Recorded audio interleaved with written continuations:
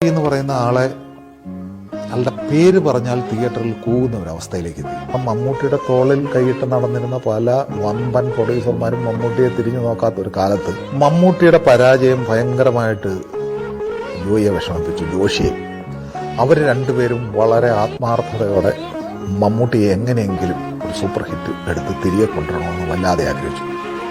പുറത്തുനിന്ന് റിലീസിന് മുമ്പ് കണ്ട ഏക മനുഷ്യൻ പ്രിയദർശനാണ്.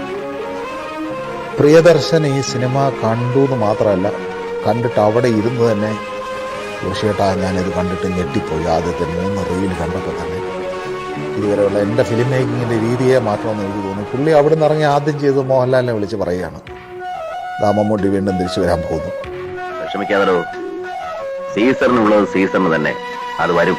അത് സാറിന് എങ്ങനെ പ്രൊഡിക്റ്റ് ചെയ്യാൻ കഴിയും? എന്റെ ജാതകത്തിൽ എങ്ങനെയുണ്ട്? സൃഷ്ടാവ്, ദൈവം.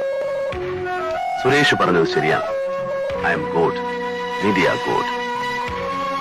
ഇവിടെ പലരുടെയും തലയിൽ എഴുതുന്നതും മായ്ക്കുന്നതും ഞാനാണ്. ഏത് ഉന്നതന്റെയും, രാഷ്ട്രത്തലവൻ, പണക്കാരൻ, രാഷ്ട്രീയ നേതാക്കൾ, ഇവന്റെ ഒക്കെ ലൈഫ് എന്റെ കയ്യിലാണ്.